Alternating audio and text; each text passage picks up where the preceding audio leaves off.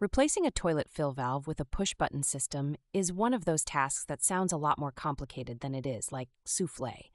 But if your toilet takes 10 years to refill, or it won't stop running, this might be your fix. You'll need a few basic tools: an adjustable wrench, a towel, a bucket, and the replacement fill valve. Most push-button fill valve kits cost under $20 and come with instructions, but I'll walk you through it Scott style so it actually makes sense. First, turn off the water supply.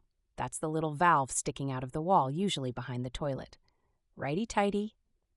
Then flush the toilet and hold the lever until most of the water is gone. Use a sponge or towel to get the leftover puddle. Disconnect the water line under the tank. It's usually a plastic nut. Some water will come out, which is why you've got the towel. Place a small bucket under it if you're fancy. Now you can unscrew the lock nut holding the old fill valve in place. Now lift out the old fill valve like it's that piece of Tupperware you meant to throw away a week ago. This is usually where people panic about alignment and seals, but chill. It's mostly plug and play if you bought a compatible model. Line up your new push-button fill valve in the hole at the bottom of the tank. Adjust the height. This matters. The top of the valve should sit at least an inch above the overflow tube. If not, it'll run endlessly. Trust me, I learned. Fasten the fill valve from below using the included coupler nut. Hand tighten, then give it a soft turn with the wrench. Don't Hulk smash it. Plastic cracks, and then, guess what? You're making another Home Depot run and questioning your life choices. If your new valve is a push-button type, find the top part of your toilet lid and install the actual button mechanism there. These usually screw on from below. Route the cable or linkage to the flush unit and make sure it moves freely. Pro tip: don't kink the cable. Reconnect the water line.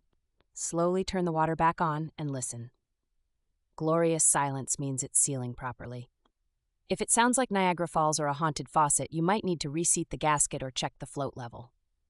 Adjust the float so the water stops about a ½ inch below the top of the overflow tube.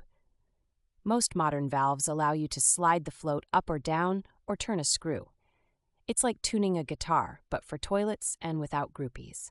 Now do a test flush. The push button should feel firm, not mushy.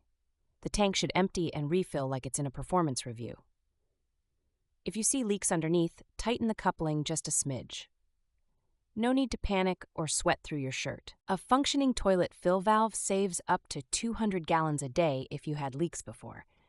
That's a lot of water and about $40 a month depending on your water rates. And you did it yourself, with your own 2 hands like a champion.